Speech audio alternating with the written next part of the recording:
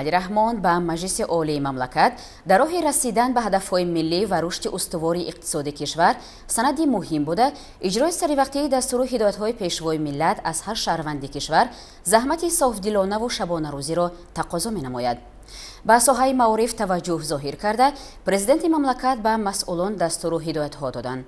راجع به نشاندادهای پیامی سالانه پرزیدنت جمهوری تاجیکستان به مقام عالی قانونبراری کشور اوید به انکشاف معارف وطنی شهر خبرنگاران ما از شهر کولاب نقل می‌کند. کارمندان ساحه معارف در شهر کولاب بعد تماشای پیام پرزیدنت جمهوری تاجیکستان محترم امامعلی رحمان به هم آمده برای فعالیت منبعد خویش نقشه شوروی‌ها تهیه نمودند، زیرا در این پیام پرزیدنت مملکت اوید به ساحه معارف سخن رانده قید کردند که در 30 سال استقلالیت دولتی 3240 مؤسسه نوی تعلیمی برای 1,400,000 نفر خواننده ساخته به استفاده داده شد. حالا شماره عمومی خوانندگان مؤسسه‌های تحصیلات میانه عمومی کشور به 2,200,000 نفر رسیده است. به خصوص پیشوای ملت در خصوص اون که یگان ساحه خوجگی خلق به رشد معارف پیش نمی رود و معارف در حقیقت هم سمت افضلیتناک و کلیدی جامعه محسوب می یابد.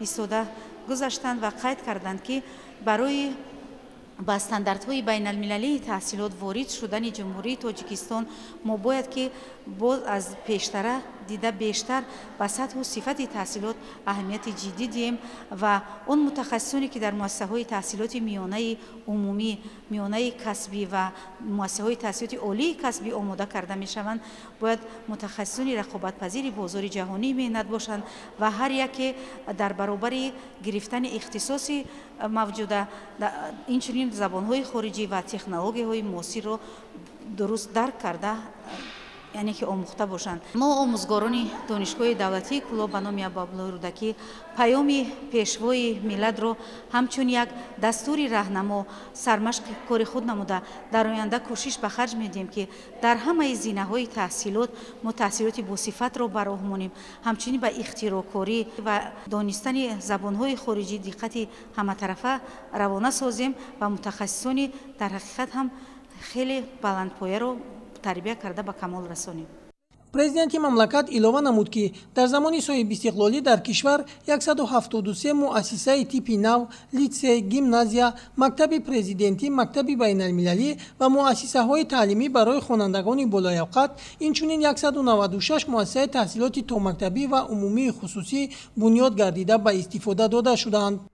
پیشوای معظم ملت نکته اساسی پیام ارائه پیام خود را با رشد ساحه معارف روانه نمودند و معارف را یکی از ساحه‌های افضلیتناک مملکت بهاگذاری نموده ابراز داشتند که رشد دولت و ملت این از معارف وابستگی عمیق دارد و در زمینه این برای 7 سال آینده اعلان نمودن 7 سال آینده مقرر کردن بنیادی بیش از 1000 انشاءات‌های تعیینات گوناگون به ساحه معارف بخشیده شده که این نشانه باوری و اعتماد و با اعتبار و نفوذ ملت تاجیک به ساحه معارف وابستگی عمیق دارد خود رهبر دولت پیام خود را به این سمت روانه نمودند. کارمندان ساحه معارف از دستگیری رهبریت عالی کشور و فراهم آوردن شرایط مساعد منتدار بوده بهر بلند برداشتن صفت تعلیم و تربیت کوشش به خرج خواهند داد.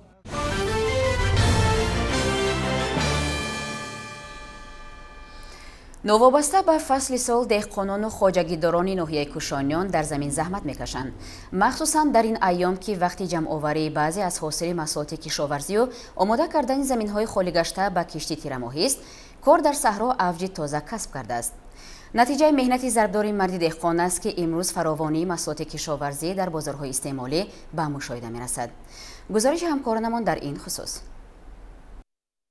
ناحیه کوشانیان ولایت ختلان با خاک زرخیز و مردم مهنت‌دوست و کشاورزش در جمهور شناخته شده است، زیرا اکثر ساکنان این منطقه محض به خواجگیداری و کشاورزی مشغولند و از همین حساب روز می‌گذرانند. تاکید سرور دولت را وابسته به ثمرناک و عاقلانه استفاده کردن زمین که اخیراً ضمن ارائه پیام صدا داد، دهقانان این منطقه همیشه تلاش می‌ورزند تا در عمل تطبیق نمایند. از اینجاست که دلخواه فصل سال زمین‌های ایشان را می‌توان بند زراعت کشاورزی دید. در مرز معمولی ناحیه کوشانیان 17710 گکتار زمین کارم آبی که موجودند در همه بخش‌ها تا امروز زمین‌ها سمرانک و خیلونا استفاده برده همه نمود کشت‌های زراعت‌های کشاورزی در محل گذرانده شده سری وقت به اجرا رسیده است. خب در همه سمت‌ها پیشروی‌ها نسبت سال‌های گذشته از 10 تا 12% بلندشوی اجرای نقشه‌ها را دیده می‌شود. باید گفت که خوجگی دهقانی محمد جان جماعت دهاتی زرگر ناحیه از جمله خوجگی‌های پیشقدم منطقه به شمار رفته زمین‌های در اختیار داشته آن عاقلانه و ثمرانک استفاده می‌شود. در جماعت دهاتی زرگر ناحیه قشونیان کدام خوجگی دهقانی که حاضر میرین خوجگی دهقانی لیمو پروری خوجگی دهقانی باغداری رستن پروری آن همین خیلی زمینه ثمرانک استفاده می‌برند. خوجگی مذکور از 70 گکتار عبارت بوده در برابر پخته‌کاری همچنین کشتی زراعت‌های کشاورزی و باغ و تاک‌پروری را هم به راه مانده است. در این شب و روز همداران خوجگی بندی نرم کردن و با غذا تامین نمودن نهالان لیموی خوجگی که از 5 گرمخانه و 500 بخ نهال عبارت است مشغولند. این همه پاروب داروب پوبل میکنی نرم میکنی ملایم میکنی به خاطر که با آیان حاصلی نقص گیره مگر این کارو که نکنه مثال حاصل نمیگیری. زیرا دست میروه باید بکنیم این کارو را. چون که خودی برزگران ابراز می‌دارند ثمرانک استفاده بردن هر یک پارچه زمینی در اختیار داشته و افزون نمودن 3 سال محصولات کشاورزی هدف اساسی آنهاست. از این رو تکیه به پیشنهادهای رهبریت عالی مملکت نموده تلاش می‌ورزند بازارهای مملکت را همیشه با محصولات تر و تازه وطنی تامین سازند. در مرز معمولی ناحیه کشانون 173 گکتار گرمخانه‌های موسمی عمل می‌کند. 7 گکتار زمین‌هایی که زیر گرمخانه‌های دائمی عمل کننده در استحصالات است. مردم با یک دلگرمی برای یک حاصل بلند گرفتن امروزها در گرمخانه‌های موسمی کار و فعالیت دارند. در گرمخانه‌های دائمی عمل کننده امروز ما محصولات کشاورزی فقط در جماعت ثروت استقلال و جماعت زرگر گفته می‌توانیم که کار و فعالیت خوبی استحصالی دارند. مرحمت ببینید مردم زمینه 1 مترشو در درون خطر باغ خالی نمیمونه.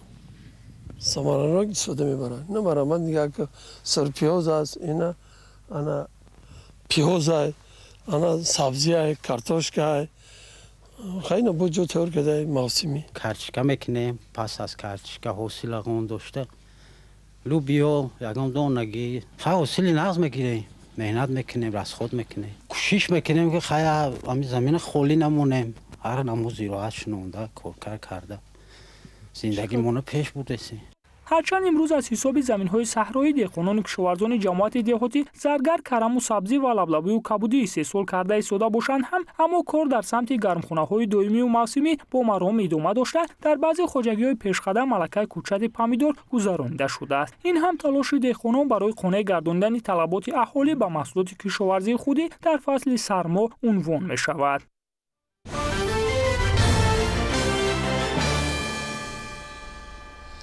دهقانان و کشاورزان خواجگی‌های شهر ایسار بعد از جمع‌آوری نمودن حاصل کشتی تکراری و دیگر زراعت‌ها به شودگار و کشتی تیره‌ماهی مشغول می‌باشند. در چند روزی هوای آفتابی مخصوصاً در خواجگی‌های خرد و بزرگ شهر کارهای صحرایی متشکلانه جریان گرفت. همکارانمان خورشید حلیم و طاهر سلیمانوف از رفت کشت و کار در خواجگی‌های شهر ایسار گزارش می‌دهند. استفاده از چند روزی هوای آفتابی فصل سرما دهقانان کشاورزان خوجگی‌های خرد میانه شهر حصار مخصوصاً خوجگی‌های به نام عبدالرؤوف یوسفوف، لطیف مرادوف و خوجگی تجربوی زرنیساری نزد اکادمی علوم‌های کشاورزی جمهوری تاجیکستان کوشش می‌نمایند هر چه زودتر کشت و شودگار را بی‌تلف به انجام رسانند. عزم دارند در برخی از زمین‌ها کشتی گندم گذرانده باقی مانده زمین‌ها را به کشتی سال آینده تیار نمایند. خوجگی ما در توازن خود 290 گکتار زمین‌های کرم آبی دارد. تا به امروز ما در میدان 78 گکتار کشتی غله‌دانگی گذراندیم که اکثریت آنها آبی یکم و دوم را ماندیم و نشونمای غله‌دانگی خوب میباشد. تا امروز ما در میدان 100 گکتار شودگاری به صفت گذراندیم و نیت داریم که به روزهای نزدیک شودگار را به آخر رسانیم. جماعت دهات دوربت در مرکز شهر حصار جایگیر بوده شغل اساسی مردم این گوشه کشور کشاورزی میباشد. дар ҳудуди ҷамоат зиёда аз 200 хоҷагиҳои деҳқонӣ, хоҷагиҳои илмию таҷрибавӣ фаъолият мекунанд, ки имрӯз кишт ва шудгорро ба 70-80% нақша гузаронданд. дар тобаи ҷамоати деҳоти Дурбат аз рӯи нақша хоҷагиҳои деҳқонӣ кишти тирамоҳиро баро гузоштанд, ки дар майдони 20 гектар пиёз кишт шудааст ва 30 гектар бошад кишти ғалладонагиҳо ва айни ҳол бо шудгори тирамоҳӣ рафта истодааст. натиҷаҳо хуб бароҳ монда шуд. хоҷагидорон хуб нақшаро сари вақт ҷамъоварӣ карда, дар ҳавои хуб сари вақт ҷамъоварӣ карда гирифтанд ва кишти тирамоҳиро, шудгори тирамоҳиро хуб сари вақт ба роҳ гузоштанд. деҳқонони мо кӯшиш ба харҷ медиҳанд, ки корҳои агротехникиро дуруст ба роҳ монда ҳосили дилхоҳ ба даст биёранд ва дар таъмини амнияти озуқаворӣ саҳми худро бигузоранд. мувофиқ ба маълумотҳои саркишоварзи ҷамоати деҳотӣ ба номи Мирзо Турсузодаи шаҳри Ҳисор, нишондодҳои соҳаи кишоварзӣ имсол дар ҳамаи хоҷагиҳои хурди миёна баланду умедбахш гардида, айни ҳол кишт ва шудгор муташаккилона ҷараён дорад. имрӯз дар ҳудуди ҷамоати деҳотӣ ба номи Мирзо Турсунзода 637 хоҷагӣ деҳқонӣ фаъолият менамояд, ки то имрӯз 100 гектари он шудгор карда шуд. мо ҳарчанд кӯшиш ба харҷ дода истодаем, ки аз боду ҳавои муносиб истифода бурда дар хоҷагиҳои деҳқонӣ шудгорро ба охир расонем.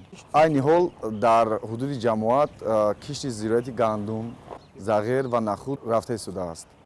ҳамин аст, ки аз боду ҳавои мусоиди фасли зимистон истифода бурда, кишоварзон азм доранд, ки кишт ва шудгори тирамоҳиро тезтар ва босифат ба анҷом расонанд.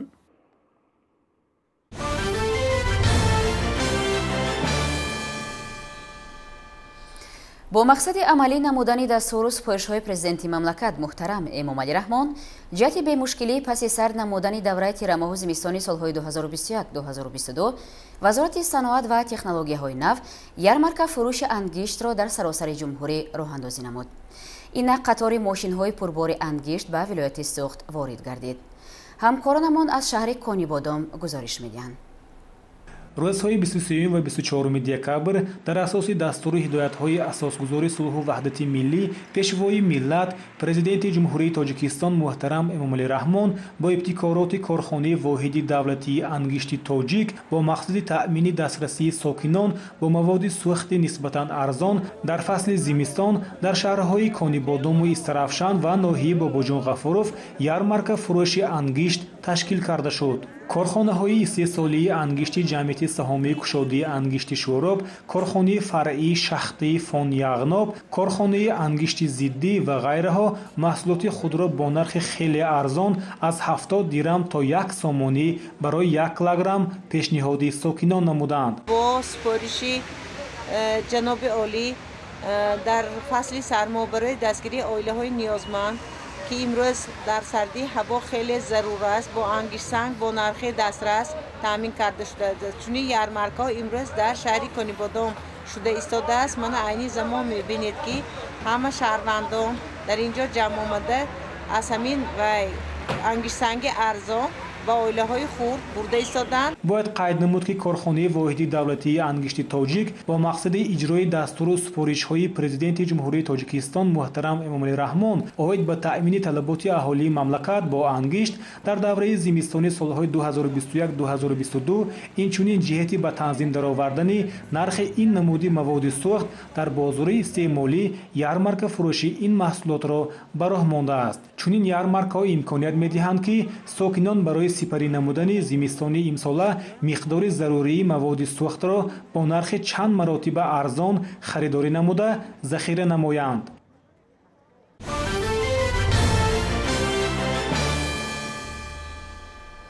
ҷанбасти кори соҳаи ҳолатҳои фавқулода ва мудофиаи гражданӣ дар шаҳри Турсунзода бо эълони бонки ҷамъшавии қувва ва воситаҳои техникӣ баргузор гардид. дар ҷаласа намояндагони кумитаи ҳолатҳои фавқулода ва мудофиаи гражданӣ назди ҳукумати ҷумҳурии Тоҷикистон, мақомоти иҷроияи ҳокимияти давлатӣ ва ситоду гурӯҳҳои омодагии ҳолатҳои фавқулода дар ҷамоату деҳоти шаҳри Турсунзода иштирок намуданд. аз ҷараёни ин ҷаласа ҳамкорнамон Хуршед Ҳалимов ва Тоир Сулаймонов аз шаҳри Турсунзода гузориш медиҳанд. комиссия оид ба ҳолатҳои фавқулода дар бораи тайёрӣ ва гузарондани машқҳои махсуси тактикии низоми ягонаи давлатӣ оид ба пешгирии ҳолатҳои фавқулода бо эълони бонки ҷамъшавӣ омодабошии қувва ва воситаҳои шаҳр, комиссияи ҳолатҳои фавқулода, комиссияи эвакуатсионӣ ва зернизомҳои ҳудудӣ ва зинавии низоми ягонаи давлатии шаҳри Турсунзода бо иштироки намояндагони кумитаи ҳолатҳои фавқулода ва мудофиаи гражданӣ назди ҳукумати ҷумҳурии Тоҷикистон ва мақомоти иҷроии ҳокимияти давлатӣ гузаронда шуд. ҳамзамон маҷлиси комиссия оид ба ҳолатҳои фавқулодаи назди мақомоти иҷроии ҳокимияти давлатии шаҳр бо иштироки намояндагони касбу кори гуногун, намояндаи кумитаи ҳолатҳои фавқулода ва мудофиаи гражданӣ назди ҳукумати ҷумҳурии Тоҷикистон ва мақомоти иҷроии ҳокимияти давлатӣ дар маҷлисгоҳи мақомот доир ба масъалаҳои омодагӣ ва ба нақшагирии чорабиниҳои пешгирикунанда аз ҳолатҳои фавқулода дар соли 2022 ва фаъолияти комиссия оид ба ҳолатҳои фавқулода ва иҷроиши қарори ҳукумати ҷумҳурии Тоҷикистон дар бораи саривақт омода намудани соҳаҳои иқтисодиёт ва иҷтимоиёти ҷумҳурӣ ба мавсими тирамоҳу зимистони солҳои 2021-2022 ташкил ва гузаронда шуда, барои боз ҳам хубтару беҳтар намудани самти фаъолияти комиссия оид ба ҳолатҳои фавқулода аз ҷониби намояндаи кумитаи ҳолатҳои фавқулода ва мудофиаи гражданӣ назди ҳукумати ҷумҳурии Тоҷикистон барои фаъолияти минбаъда вазифадор гардиданд. дар охири чорабинӣ аз тарафи намояндагони кумитаи ҳолатҳои фавқулода ва мудофиаи гражданӣ назди ҳукумати ҷумҳурии Тоҷикистон ва роҳбарияти мақомоти иҷроии ҳокимияти давлатӣ ба роҳбарони фаъол ва шахсони масъул ифтихорнома ва тӯҳфаҳо супорида шуд.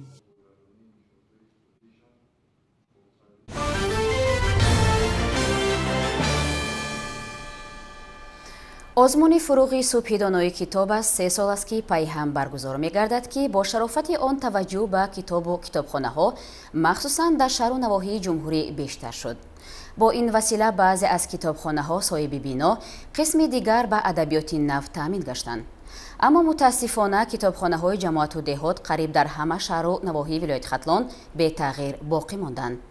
дар мисоли китобхонаҳои ноҳияи дӯстии вилояти Хатлон, ҳамкоронамон Низомиддин Исои ва Заниддин Ҳоҷиев ҳамин мавзӯъро матраҳ карданд. ин якумин фасли сармо аст ки китобдорони китобхонаи марказонидашудаи ноҳияи дӯстӣ дар утоқҳои кушоду барҳаво ва гарму равшан фаъолият намуда ба аъзоёни китобхона хизмат менамоянд. чун бо шарофати соҳибистиқлолии кишвар соли ҷорӣ қасри фарҳанги ноҳия ки эшон низ дар он фаъолият мебаранд, пурра таъмиру таҷдид гашта шароити хуби кориро ба кормандон фароҳам овард. бо шарофати 30-солагии истиқлолияти давлати ҷумҳурии Тоҷикистон як қатор хонаҳои фарҳангӣ, китобхонаҳо пурра таъмир карда шуданд, аз ҷумла қасри фарҳанги маркази ноҳияи дӯстӣ ки дар он ҳамзамон китобхонаи марказӣ ва китобхонаи бачагона ҷойгир мебошад, пурра таъмир карда шуд ва китобхона бо рафъҳои китобмонӣ, бо таҷҳизотҳои китобхонавӣ аз қабили мизу курсиҳо, рафъҳои китобнамоишдиҳӣ пурра таъмин карда шуд ки ин баҳри беҳтару хубтар хизматрасонӣ ба хонандагон шароитҳо муҳайё гардид. худи ман ҳатто дар як ҳафта 2 маротиба омада аз ин китобхона истифода мебарам. аъзои фаъоли китобхона ҳастам. шароит бениҳоят хуб аст нисбат ба китобхонае ки пештар дар қасри фарҳанг ҷойгир буд, шароити хуб надоштем.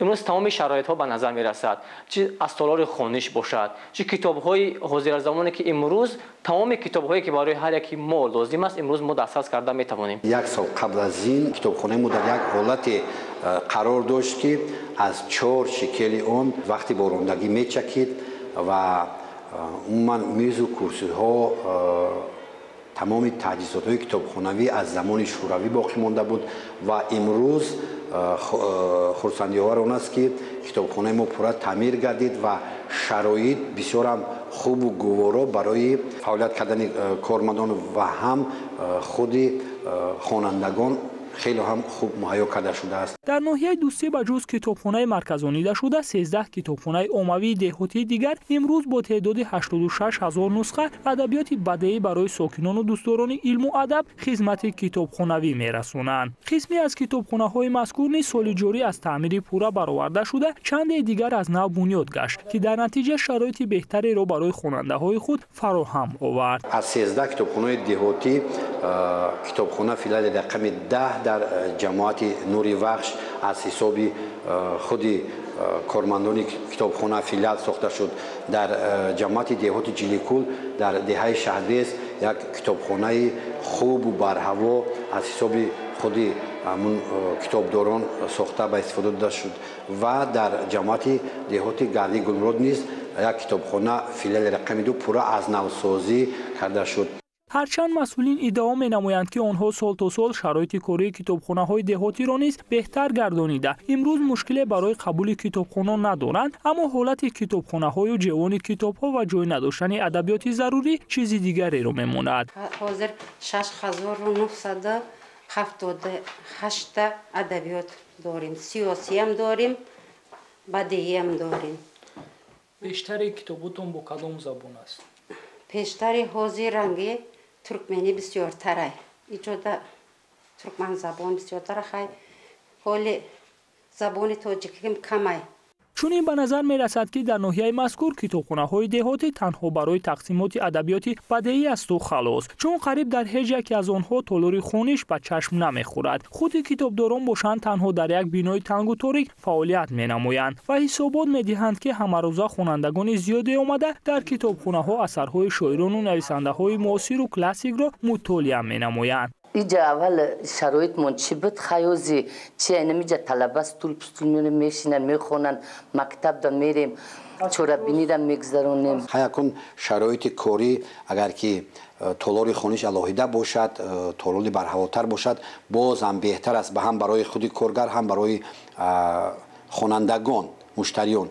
لیکن از امکانات‌های امروزه استفاده برده من همین چنین شرایط کاری رو مهیا کردیم. برای بهبودی بخشیدن به کتابخانه‌های دهاتی نقشه چورابینی‌های خیلی زیاد داریم.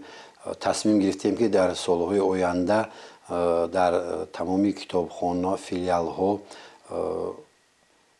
اتاق‌های علاوه‌ای برای تالار خانیش اقلاً بنا نماییم یا جدا نماییم. تازه نمودن چنگ و غبار ادبیات کتابخانه‌های دهاتی، فراهم آوردن جای نشست برای خوانندگان، عوض تیره‌های شکسته و ریخته، روشن شدن اتاق‌های تنگ و تاریک کتابداران، خریداری گشتن کتاب‌های تازه نشر و تامین کتابخانه‌ها با ادبیات تاجیکی مشکلی اساسی است که در این ناحیه راه حل خود را می‌خواهد.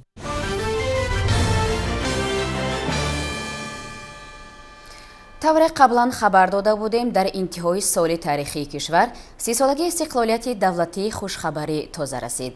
باز یک ابتکار و تشبوس دوراندیشانه، خیرتمندانه و فرهنگ پرورانه پیشوای ملت محترم امام علی رحمان از جانب جامعه جهانی مخصوصاً تشکیلات سازمان ملل متحد اوید به مسئله‌های علم، معارف و فرهنگ پذیرفته شد. 15 دکبر سال 2021 در جلسه 16 کمیته بین حکومتی اوید به حفظ میراث فرهنگی غیرمادی یونسکو که در شهر پاریژ برگزار گردید، نامینه فلک به فهرست میراث فرهنگی غیرمادی بشریت رسما وارد گردید. خبرنگاران ما در همین باره از شهر کلوب گزارش می‌دهند. با توجه به فرهنگ و مدنیت و سعی و کوشش‌های پیشوای ملت محترم امام علی رحمان به فهرست فرهنگ غیرمادی یونسکو وارد گردیدن فلک کل هنرمندان و مردم تاجیکستان را روح بلند کرد. در تئاتر مسکه موسیقی به نام سیدعلی ولیزاده هنرمندان به این مناسبت محفل فلکخوانی را تشکیل نمودند که در آن هنرمندان با نوبت فلک سرایی کردند. جانان وطن کرده نقشین داری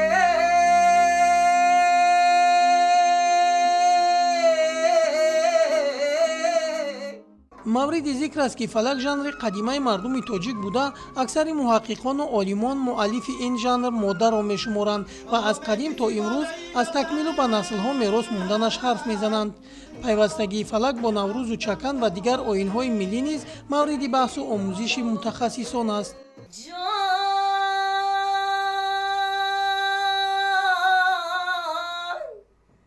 در نقش چکن چمن تجلا دارده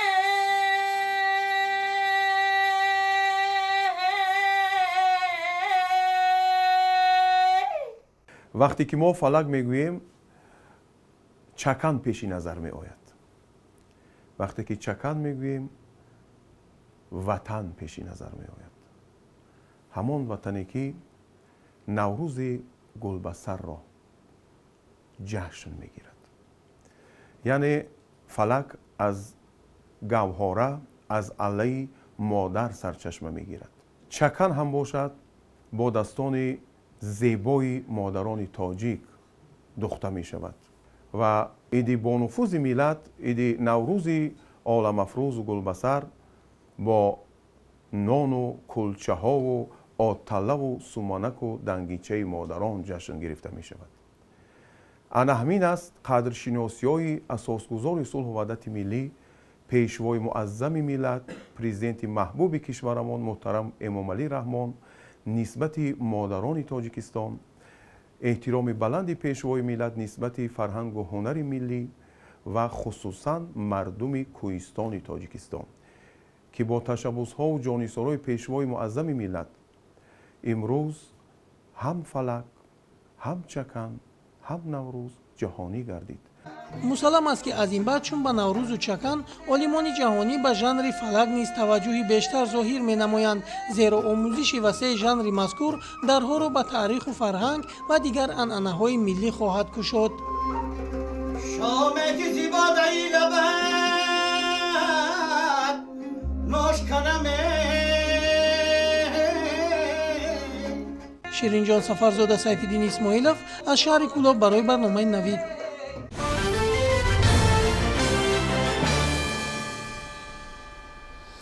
اشتراکچیان آزمون جمهوری فروغ صبحی دانای کتاب از ناحیه واسه غالبان دور ناحیوی آزمون ولایتی مولوی شناسی گردیدند. رفت آزمون نشان داد که در ناحیه نورسان برای از خود نمودن آثار جلالدین بلخی توجهی زیاد دارند. تفسیرات در این خصوص. این نورسان اشتراکچیان آزمون جمهوری فروغ صبحی دانای کتاب است در نامیناسیای از خود نمودن آثار ادیبان کلاسیک فارس تاجیک از ناحیه واسه میباشند. این نوبت اشتراکچیان آزمون مولوی شناسی هستند. مولوی شناسی آزمون ولایتی بوده در حاشیه آزمون جمهوری فروغ صبحی دانای کتاب است با مقصد جلب نورسان برای از خود نمودن آثار ادیبان کلاسیک فارس تاجیک راه اندازی کرده شده است.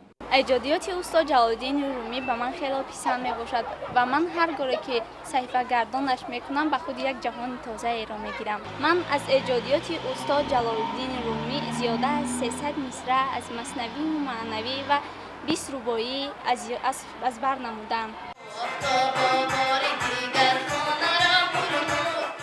طبق نظامنامه آزمون از روی قرائت شعر، مثنوی خوانی و سراییدن سرود از ایجادیات مولوی جلالدین بلخی و مهارت اشتراکچیان اعضایان حکمان بهاگذاری نمودند. براستی من همچون اعضای حکمان شاد از آن شدم که در حقیقت خوانندگان امروز و این متفکر بزرگ مولانا جلالدین بلخی اینقدر رو آوردند و بودند نفرانی که تا 1000 مصرع از اشعار مولوی قرائت کردند و قرائت شعر هم خوب بود و باعثی هم در نگرانی است که معلوم گردید که در کتابخانه های مؤسسه ها شاید از نبودن اشعار کلیات جلالدین بلخی اکثرا خوانندگان قریب که به یک مضمون برآمد کردند. این نشانی آن بود که در مکتب ها همین کلیات جلالدین بلخی شاید نادیر باشد، کمیاب باشد و باوری است که شناخت مولانا جلالدین بلخی بسیار امروز در شناخت مولانا امروز یک ذوق و شوق خوانندگان بیدار شده است. غایه های بشردوستی و انسان پرورانه مولانای بلخ در تاریخ تمدن جهانی مقامی بلند و شایسته دارد. اخلاق حمیده و حسنه انسانی از مهمترین پهلوهای حکمت انسانگرایانه مولانای بلخ محسوب می شود. رفت آزمون نشان داد که نورسان با ایجادیات جلالدین بلخی توجهی کلان دارند. غالبان دور ناحیوی آزمون و دور ولایتی راه می یابند.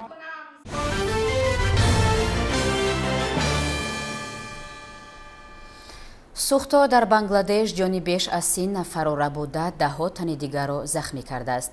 طبق معلومات در اینجا یک کشتی را آتش فرا گرفته است. از سبب خروج دوباره کرونا ویروس شهر سیانی جمهوری مردمی چین با کرانتین فرا گرفته شد. توجه کنید به شرح بیشتر این و چند خبر دیگر از خارج مملکت. бар асари сӯхтори киштӣ дар Бангладеш 32 нафар ба ҳалокат расида, даҳҳо тани дигар маҷрӯҳ шуданд.